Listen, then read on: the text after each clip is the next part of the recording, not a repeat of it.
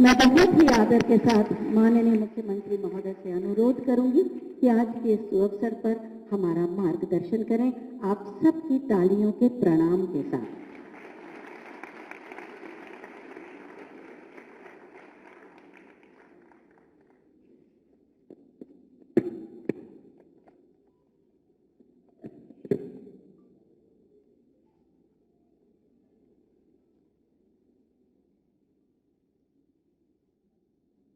National climate conclave 2023 के आज के स्वागत कार्यक्रम में मंच पर उपस्थित भारत सरकार के लोकप्रिय पर्यावरण, वन और जलवायु परिवर्तन मंत्री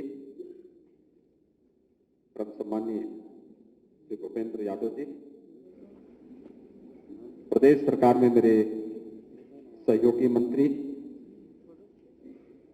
पर्यावरण, वन, जलवायु परिवर्तन श्री डॉक्टर अरुण कुमार सक्सेना जी, विभाग के राज्य मंत्री श्री के पी मलिक जी, सचिव पर्यावरण, वन एवं जलवायु परिवर्तन भारत सरकार श्रीमती लीना नंदन जी, अपर मुख्य सचिव पर्यावरण, वन एवं जलवायु परिवर्तन उत्तर प्रदेश शासन श्री मनोज सिंह जी, आज के इस 2 दिवसीय नेशनल क्लाइमेट कॉन्क्लेव के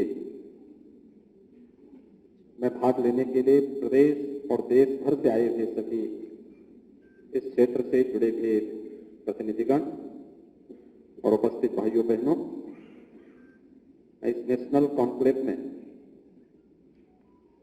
केंद्रीय मंत्री माननीय श्री भूपेंद्र यादव जी का प्रदेश के सभी पर्यावरण प्रेमियों की ओर से हृदय से स्वागत करता हूं, अभिनंदन करता हूं। इस अवसर पर पधारे हुए आप सभी प्रतिनिधियों का भी, जिन्होंने वर्तमान की इस चुनौती को स्वीकार करते हुए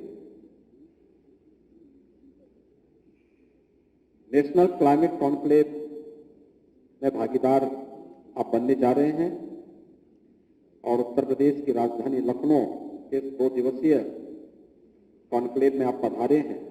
आप सबका भी मैं प्रदेश सरकार की ओर से हृदय से स्वागत करता हूं। हम सब जानते हैं कि भारत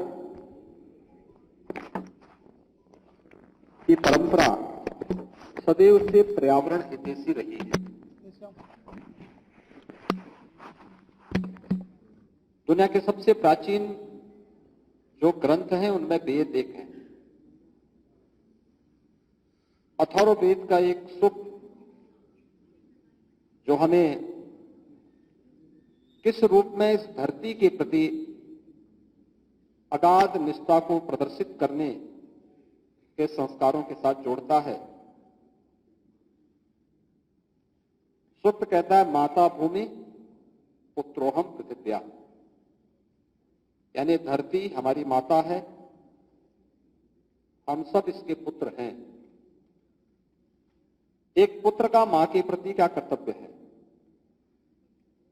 ये बताने की आवश्यकता नहीं होती। किसी भी सभ्य समाज को इन सब बातों के बारे में बताने की आवश्यकता नहीं होती। और संपूर्ण जीव सृष्टि में अगर आप देखेंगे तो यह स्वतः प्रकृति प्रदत्त एक स्वभाव और संस्कार मां के प्रति देखने को मिलता है। और यहीं से प्रारंभ होता है कि इस धरती माता के प्रति हमारे दायित्व किस रूप में आगे बढ़ सकते हैं।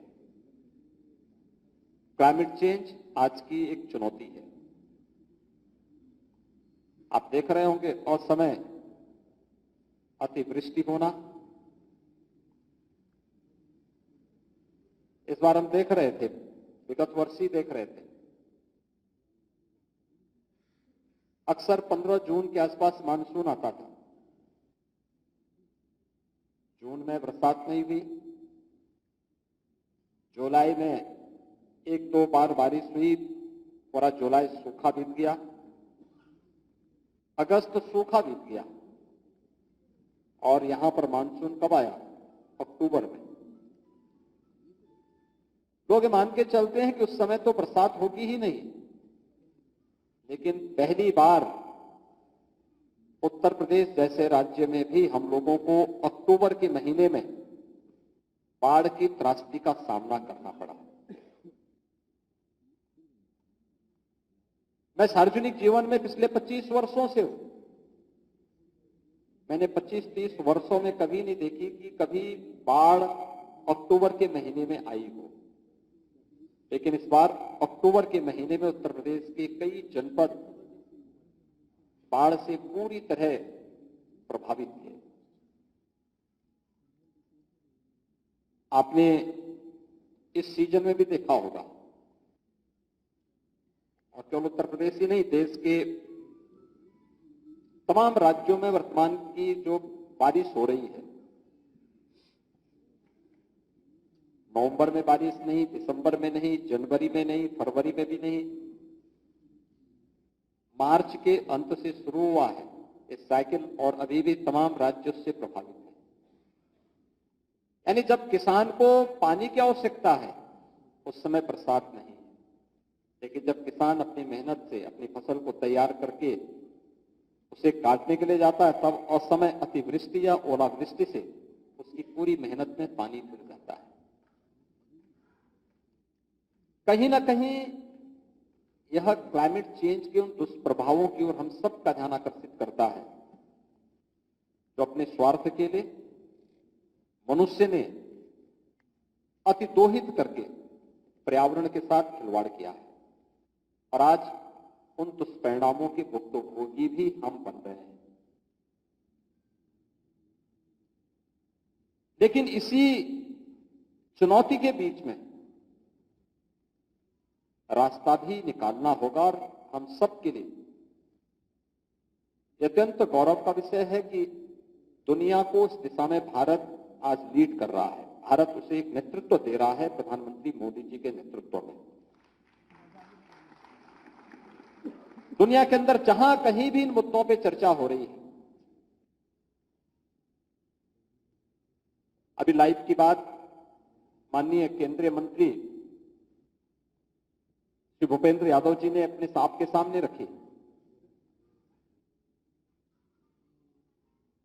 कि हमारी लाइफ स्टाइल पर्यावरण के प्रति किस रूप में होनी चाहिए। प्रधानमंत्री जी के स्लोगन को आज दुनिया अंगीकार कर रही है, और उसमें हम इस नेशनल कॉन्क्लेव के साथ प्रदेश की राजधानी लखनऊ में हैं। आप सब जानते हैं उत्तर प्रदेश भारत की आबादी का सबसे बड़ा राज्य है। देश के अंदर कुल क्षेत्रफल का जितना भूभाग उत्तर प्रदेश के पास है, उससे कई ज्यादा उत्तर प्रदेश की आबादी है। उस सब के बीच इतनी बड़ी आबादी इसलिए है क्योंकि मनुष्यों के रहने के लिए अनुकूल परिस्थिति यहां पर है। उपजाऊ भूमि है, पर्याप्त जल संसाधन है, एक समय पर्याप्त मात्रा में वनाच्छादन भी था, लेकिन समय के अनुरूप जैसे जैसे आबादी बढ़ती गई, वन कटते गए। लेकिन 2017 में जब प्रदेश के अंदर हमें सरकार बनाने का अवसर प्राप्त हुआ, उस समय वन महोत्सव के कार्यक्रम में मुझे जाने का अवसर प्राप्त हुआ था। जुलाई माह के प्रथम सप्ताह में जब वन महोत्सव के कार्यक्रम प्रारंभ हुए थे,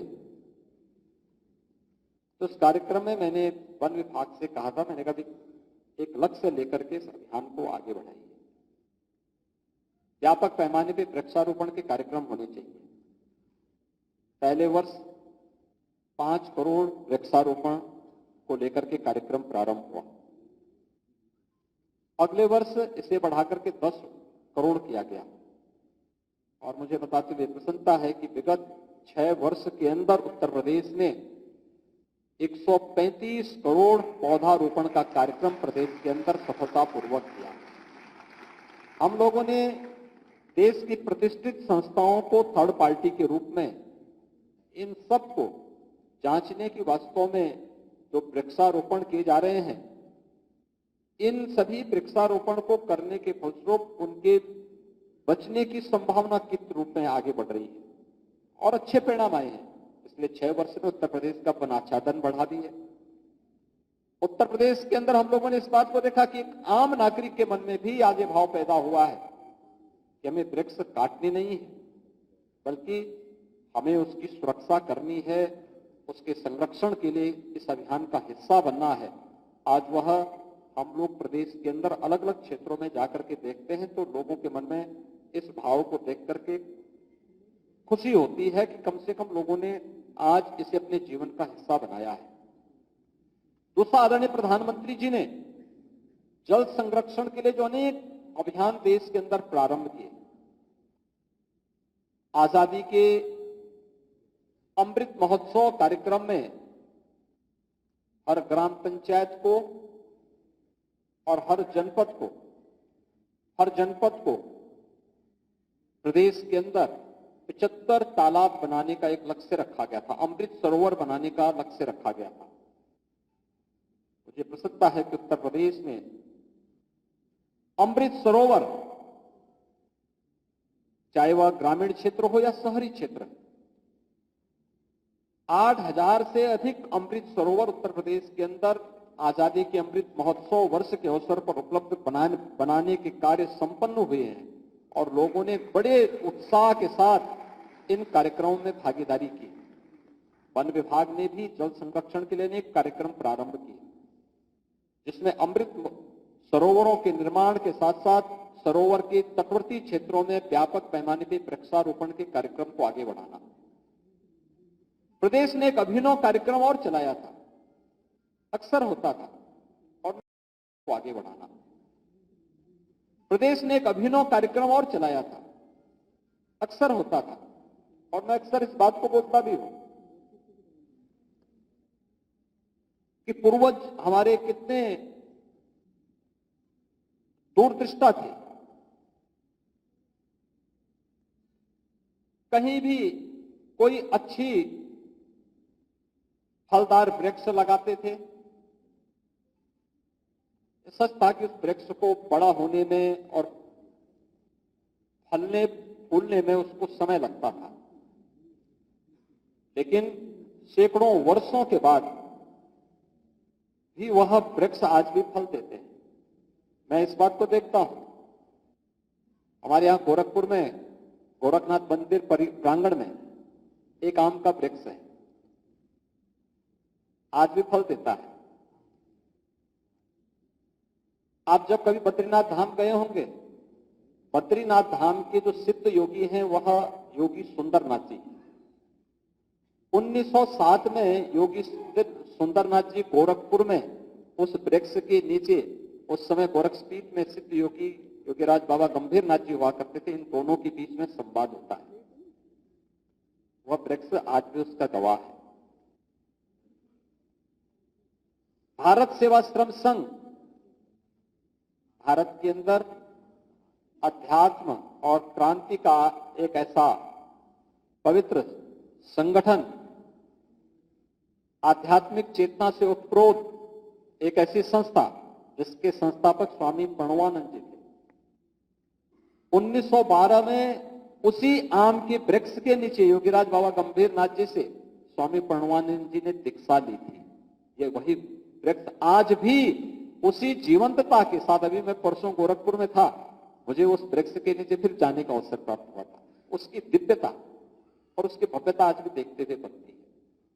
तो मैं जब भी उसको देखता था, एक आकर्षण वह वृक्ष के ऊपर और उसके आसपास के वातावरण में देखने को मिलता था। तो मैंने 2019 में वन विभाग से उत्तर प्रदेश में कहा था कि हम लोगों को केवल वृक्षारोपण ही नहीं करना है, बल्कि 100 वर्ष पुराने जितने भी हमारे वृक्ष हैं उनको हेरिटेज वृक्ष के रूप में, विरासत वृक्ष के रूप में मान्यता देकर के उनके संरक्षण के एक बड़े अभियान को आगे बढ़ाना है। जिसमें विरासत वृक्ष की दूसरा जो संस्करण है उसका लोकार्पण अभी माननीय केंद्रीय मंत्री जी के कर कमलों से यहां पे संपन्न हुआ है। हम सब भी अपने आसपास के वातावरण में उन कहानियों के साथ जुड़ करके, उसके साथ जुड़ी हुई उन आध्यात्मिक और ऐतिहासिक पृष्ठभूमि को उसके साथ जोड़ करके उस विरासत की परंपरा को आगे बढ़ाने में योगदान दे सकते हैं। रहे होंगे बहुत सारे वृक्ष ऐसे रहे होंगे जिनके नीचे बैठ करके देश के क्रांतिकारियों ने देश की आजादी की रणनीति तय की होगी। स्वाभाविक रूप से क्रांति का आह्वान घर के अंदर नहीं, किसी वन के बीच में ही और किसी अन्य कार्यक्रमों में रहा होगा। हमारे यहां तो अरण्य पर्व ही एक माना जाता है। ये सभी कार्यक्रम आध्यात्मिक विरासत के कार्यक्रम हो या फिर क्रांति के कार्यक्रम, ये तो वनों के बीच में ही और वृक्षों के बीच में ही संयोजित किए जाते हैं। उनके संरक्षण के लिए हमारे स्तर पर भी कुछ नए कार्यक्रम प्रारंभ हो सकते हैं। उसको हम एक नए सिरे से उसकी व्याख्या और उसमें लेखन के कार्यक्रम को आगे बढ़ाने का कार्य कर सकते हैं। और जो एक अभिनव प्रयास प्रारंभ हुए हैं, यह अत्यंत आवश्यकता आज के दिन पर है। प्रदेश में विगत 6 वर्ष के अंदर आदरणीय प्रधानमंत्री जी के मार्गदर्शन में प्रदेश सरकार ने अनेक कदम उठाए हैं। एक और विकास आज की आवश्यकता है, उसको ध्यान में रख करके जहां कार्यक्रम प्रारंभ हुए, लेकिन साथ साथ पर्यावरण और प्रकृति के प्रति भी अपने उत्तरदायित्वों से हम मुक्त नहीं हो सकते, उसको भी इसके साथ जोड़ने का कार्यक्रम आगे बढ़ा है। उत्तर प्रदेश पब्लिक ट्रांसपोर्ट के मामले में मेट्रो को सर्वाधिक सिटी के अंदर संचालित करने वाला राज्य है। आज डीजल और पेट्रोल से चलने वाले वाहनों की जगह एक भारत सरकार की तर्ज पर स्क्रैप पॉलिसी उत्तर प्रदेश सरकार ने घोषित की है और बहुत शीघ्र 15 वर्ष पुराने कोई भी वाहन उत्तर प्रदेश की सड़कों पे नहीं चलेंगे। इस कार्यक्रम को जहां लेकर के उत्तर प्रदेश सरकार चल रही है, वहीं इलेक्ट्रिक व्हीकल की अपनी पॉलिसी के साथ डीजल और पेट्रोल के वाहनों को धीरे धीरे करके सड़कों से बाहर करना, और हम लोग भी इस कार्यक्रम के साथ इलेक्ट्रिक व्हीकल को या फिर ग्रीन एनर्जी को प्रमोट करने के लिए, जो भी बताया गया कि इथेनॉल उत्पादन करने वाला उत्तर प्रदेश आज देश के अंदर नंबर 1 राज्य है जो सर्वाधिक इथेनॉल का उत्पादन कर रहा है। यह भी आज उत्तर प्रदेश के अंदर हो रहा है। रिन्यूएबल एनर्जी के अंदर जो बहुत सारी संभावना उत्तर प्रदेश के अंदर है, इस पर भी प्रदेश सरकार की अपनी पॉलिसी है, जिसमें प्रदेश ने नेट मीटरिंग और नेट बिलिंग के कार्यक्रम को भी अपने यहां मान्यता देकर के इस कार्यक्रम को प्रदेश तेजी के साथ आगे बढ़ाने का कार्य कर रहा है। हम सबको मिलकर इस कार्यक्रम को आगे बढ़ाना पड़ेगा, और जब समाज, सरकार और इस क्षेत्र से जुड़े हुए विशेषज्ञ, ये सभी लोग मिलकर के एक साथ अभियान चलाएंगे। कल कितनी आज आदरणीय प्रधानमंत्री जी के कल बेंगलुरु से जुड़े हुए, कर्नाटक से जुड़े हुए फोटोग्राफ कितने अच्छे और मोहक लग रहे हैं। आपने देखा होगा कि वास्तव में जब कार्य हुआ है तो वह देश और दुनिया के सामने भी प्रस्तुतिकरण उसका उसी बेहतर तरीके से और उतना ही जोरदार, धमाकेदार तरीके से होता है, जो कल आपने देखा होगा प्रधानमंत्री मोदी जी के उन चित्रों को, जो उन्होंने वहां पर पर्यावरण से जुड़े हुए एक महत्वपूर्ण सेमिनार को उद्घाटन करते समय वहां पर वन्य प्रेमियों और पर्यावरण प्रेमियों के सामने उसका उद्घाटन किया। देश के अंदर और प्रदेश के अंदर तो इस दिशा में और अच्छे कार्यक्रम चल रहे हैं, और मैं मानता हूं कि ये आज की आवश्यकता है। हम क्लाइमेट चेंज के दुष्प्रभावों से न केवल प्रकृति को और पर्यावरण को बचाने की आज की महती आवश्यकता है, बल्कि जो हमारी ऋषि परंपरा ने हमें धरती माता के प्रति उत्तरदायित्वों के साथ जोड़ने का मंत्र दिया है कि धरती हमारी माता है, हम सब इसके पुत्र हैं। एक पुत्र के रूप में हम सबको अपने दायित्वों का निर्वहन करने के लिए पूरी ईमानदारी के साथ आगे बढ़ना पड़ेगा, तभी जीव सृष्टि की, मानव सृष्टि की रक्षा हो पाएगी। अन्यथा मनुष्य अगर केवल अपने स्वयं के अस्तित्व के लिए जीव सृष्टि को और इस जंतु सृष्टि को नुकसान पहुंचाएगा तो उसके दुष्प्रभावों से कोई भी फिर वंचित नहीं रह पाएगा, उससे कोई बच नहीं पाएगा। आज प्रतिष्ठा में बहुत सारे कार्यक्रम प्रारंभ हुए जिसमें खेती को भी विषमुक्त करने की दिशा में जो कार्य प्रारंभ हुए हैं, उत्तर प्रदेश सरकार ने भी तय किया कि प्राकृतिक खेती को हम बढ़ावा देंगे। इसमें नमामि गंगे परियोजना में आपने देखा होगा कि कितने अच्छे परिणाम सामने आए हैं। गंगा की पहचान थी कांगे डॉल्फिन से। 2017 के पहले गंगा नदी में डॉल्फिन लुप्त प्राय सा हो गया था। आज आप देख सकते हैं कि फिर से आपको प्रयागराज से लेकर के मिर्जापुर के बीच में, वाराणसी से लेकर के बक्सर के बीच में फिर से कांगे डॉल्फिन देखने को मिलेंगे। कानपुर में 14 करोड़ लीटर सीवर गंगा नदी में उड़ाया जाता था। आज एक भी बूंद सीवर गंगा नदी में कानपुर में नहीं गिरती। तेजी के साथ नदी को किसी भी प्रकार के प्रदूषण से मुक्त करने के कार्यक्रम प्रदेश के अंदर लागू किए गए हैं। नमामि गंगे परियोजना के परिणाम आज हम सबके सामने आने प्रारंभ हुए हैं। केंद्र और राज्य सरकार जब मिलकर के इन कार्यक्रमों को आगे बढ़ा रही है और इस क्षेत्र से जुड़े हुए विशेषज्ञ भी जब इन कार्यक्रमों के साथ जुड़ेंगे तो उस परिणामों को किसी बड़े आयोजन के साथ जोड़ने में और भी आनंद की अनुभूति होती है। और 2019 का उत्तर प्रदेश का प्रयागराज कुंभ सफलता की जिन ऊंचाइयों को प्राप्त किया था उसके पीछे नमामि गंगे परियोजना की सफलता थी।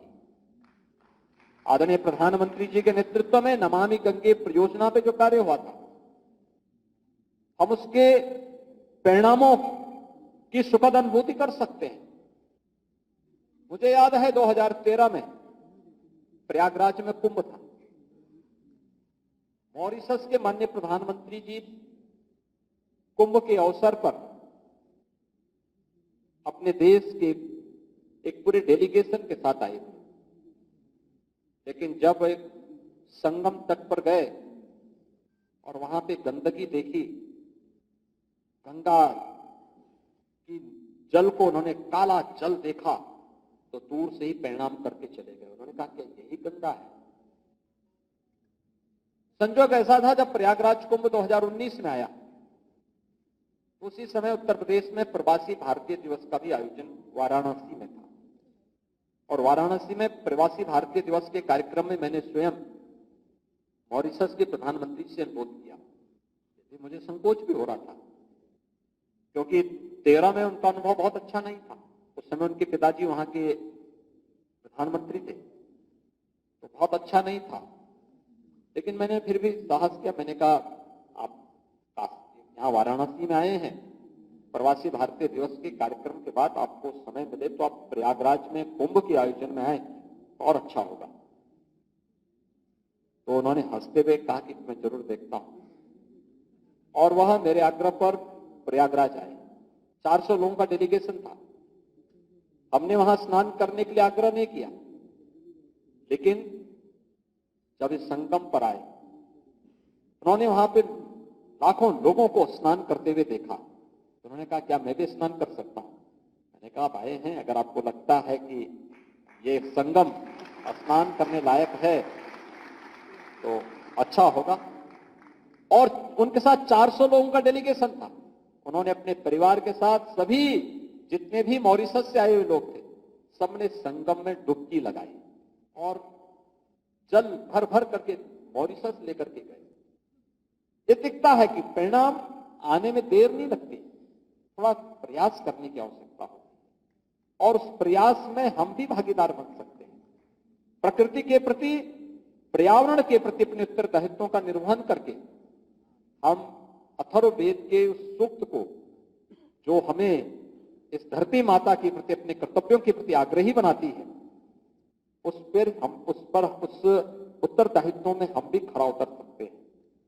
और इसीलिए उत्तर प्रदेश सरकार ने भी तय किया है, आदरणीय प्रधानमंत्री जी ने नेशनल फार्मिंग की जब बात की तो गौ आधारित खेती के लिए गौ माता की भी रक्षा होगी, साथ साथ विष मुक्त खेती भी हम लोग देने में सफल होंगे। और विष मुक्त खेती के लिए ही इस कार्यक्रम को आगे बढ़ाने के लिए गंगा के तटवर्ती सभी 27 जनपदों में और बुंदेलखंड को प्राकृतिक खेती के लिए एक स्पेशल इंसेंटिव देकर के उत्तर प्रदेश सरकार इस कार्यक्रम को आगे लेकर के चल रही है। और मुझे बताते हुए प्रसन्नता है कि आज उत्तर प्रदेश के अंदर जैविक खेती और प्राकृतिक खेती, इन दोनों प्रकार की खेती को 1,30,000 हेक्टेयर भूमि में हम जैविक और प्राकृतिक खेती के कार्यक्रम को लागू कर चुके हैं और तेजी के साथ इन कार्यक्रमों को आगे बढ़ाने का कार्य भी किया जा रहा है। अभी से हम लोगों ने तय किया है, इस वर्ष फिर उत्तर प्रदेश सरकार वन विभाग को नोडल विभाग बनाते हुए, क्योंकि यहां पे केवल एक नोडल विभाग वन विभाग होता है, लेकिन सभी अन्य विभाग इसमें सहभागी बनते हैं। 35 करोड़ वृक्षारोपण के कार्यक्रम को लेकर के फिर हम लोग जुलाई प्रथम सप्ताह में प्रदेश के अलग अलग जनपदों में एक बृहद अभियान को आगे बढ़ाएंगे। 35 करोड़ वृक्षारोपण एक साथ एक दिन में जुलाई प्रथम सप्ताह में उत्तर प्रदेश के अंदर होगा। उसकी तैयारियां अभी से होने लग गई हैं।